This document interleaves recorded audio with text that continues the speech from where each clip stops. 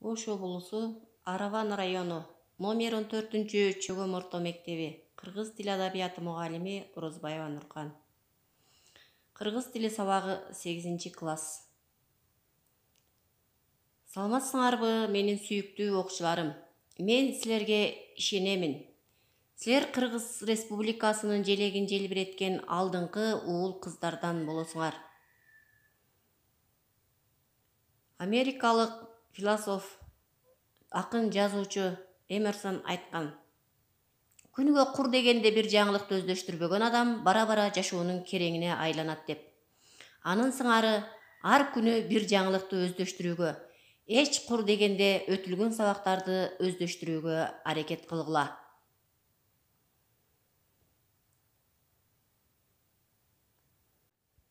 Балдар, бүгүн биз кыргыз тил сабагында бирөңчөй мүчөлөрдүн өз ара байланышуу жолдору, интонация жана байламталар деген тема жөнүндө сүйлөшөбүз. Сабактын максаты бирөңчөй мүчөлөрдүн интонация жана байламталар аркылуу байланышын үйрөнөсүңөр. Байламталардын колдонулушу, тыныш белгилеринин коюлушун өздөштүрөсүңөр.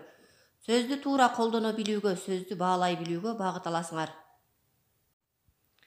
Андан мурдагы өтүлгөн теманы эске салсак, бирөңчөй мүчөлөрдүн сүйлөмдө бирдей милдет аткарып, бирдей суроолорго жооп бергенин үйрөнгөнсүңөр. Бирөңчөй мүчөлөр өз алдынча түрлөргө бөлүнүшөт. Бирөңчөй мүчөлөр бирөңчөй бирөңчөй баяндооч, бирөңчөй аныктооч, бирөңчөй толуктооч, бирөңчөй бышыктооч болуп бөлүнөт. Ага мисал келтирип көрөбүз. Шаркыраган кашкайган тунук суу көңүлдү өзүнө бурат.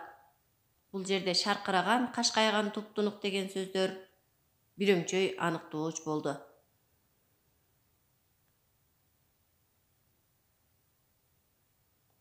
Бирөңчөй мүчөлөр байламталар жана интонация аркылуу байланышат. Мисалы, карыянын үнү кырааттуу, ыргактуу, муңайым чыкты. Бирөңчөй мүчөлөрдүн арасы үтүр белгиси менен ажыратылып, интонация аркылуу байланышты. Интонация бул үндүн өзгөрүшү жана тыным. Эми бирөңчөй мүчөлөр кээ бир учурда үтүр менен ажыратылбайт. Бирөңчөй мүчөлөрдү менен, жана деген байламталар байланыштырган учурда алардын арасына үтүр белгиси коюлбайт. Мисалы, ата-энени жана улууну урматтоо керек. Бул жерде жана байламтасы колдонулгандыктан үтүр белгиси коюлган жок. Да байламталар аркылуу байланышканда, байламталар бирөңчөй мүчөлөрдүн мурункусуна таандык. Ошондуктан үтүр байламтадан кийин коюлат. Мисалы, силер да, мен да, эл да тынчтыкты сүйөбүз. Бул жерде да байламтасынан кийин үтүр белгиси коюлду. Биздин кыздар сулуу дагы, акылдуу дагы, тартиптүү дагы, билгич дагы болушат.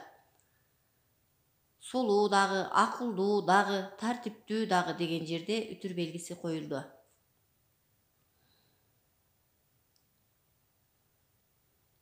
Бирөңчөй мүчөлөрдүн байланыштырган бирок, ары, же байламталары өзүнөн кийинки сөзгө таандык. Ошондуктан үтүр байламтадан мурун коюлат. Мисалы, китеп окууга көңүл келбейт, бирок билимдүү болуу кандай сонун. Бирок деген байламтадан мурун үтүр белгиси коюлат. Ал эми да, ары, же байламталар бирөңчөй мүчөлөрдү байланыштырууда эки же андан ашык кайталанышы мүмкүн. Ошондой учурда үтүр эки бирөңчөй мүчөнүн ортосуна коюлат. Ага мисал келтирели. Биздин жер ары кооз, ары малга жайлуу жер. Мында биринчи ары байламтасынан мурун үтүр коюлган жок. Кооз, ары малга жайлуу жер, ары деген экинчи байламтадан мурун үтүр белгиси менен ажыратылды. Кийинки мисалга көңүл бургула балдар. Көк бөрүдө же жыгылабыз, же алабыз деген таризде ат салышууда. Бул жерде да же байламтасы эки жолу кайталанды, бирок жыгылабыз, же алабыз дегенден мурун үтүр белгиси менен ажыратылды. Эми тыныш белгилерин туура коюу үчүн мисалдар менен иштейбиз. Ийгиликке жеткен адамдар ары тырышчаак, ары чыдамкай, ары эмгекчил инсандар болушат. Бул сүйлөмдүн тыныш белгилери коюлган жок. Тыныш белгилерин коюуга аракеттенип көрөбүз. Анда эмесе туура вариантын карап, койгон тыныш белгилериңерди салыштырып көргүлө. Ийгиликке жеткен адамдар ары тырышчаак, ары чыдамкай, ары эмгекчил инсандар болушат. Балдар, кийинки сүйлөмгө көңүл бургула.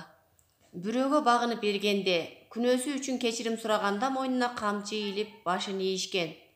Бул жерде да тыныш белгилери коюлган жок. Тыныш белгилерин коюп көргүлө. Тыныш белгилерин коюп, берилген туура вариантка салыштырып алгыла.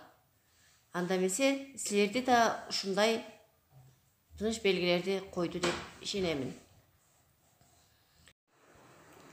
Анда кийинки сүйлөмгө көңүл бурабыз балдар. Адамдын кара өзгөйлүгү менен ак көңүлдүгү да, ичи тардыгы менен кең пейилдиги да, жалганчылыгы менен чынчылдыгы да, төрө пейилдиги менен кичи пейилдиги да, таш боордугу менен мээримдүүлүгү да, кекчилдиги менен кечиримдүүлүгү да, илендилиги менен тыкандыгы да сүйлөгөн сөзүнөн билинип калат. Бул жерде да байламталардан кийин тыныш белгилери коюлган жок. Тыныш белгилерди коюп чыкканга аракеттенгиле. Койгон тыныш белгилериңерди салыштырып көргүлө. Салыштырып көрүп, деттерге жазып аласыңар. Да байламталарынан кийин коюлду. Акыркы да байламтасынан кийин үтүр коюлбайт.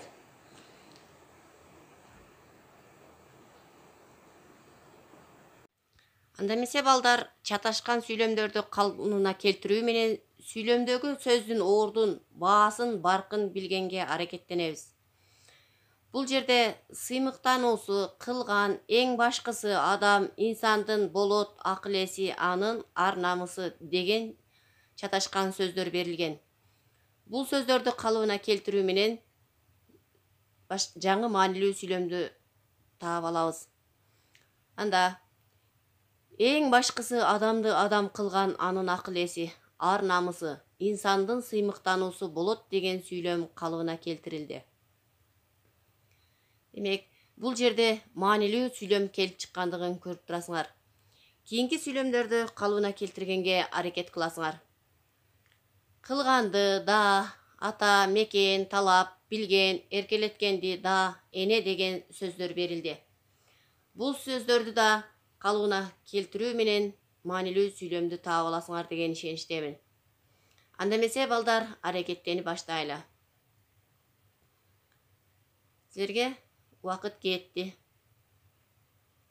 Эмесе калыбына келтирген сүйлөмүңөрдү бул калыбына келген сүйлөмгө салыштырып көргүлө.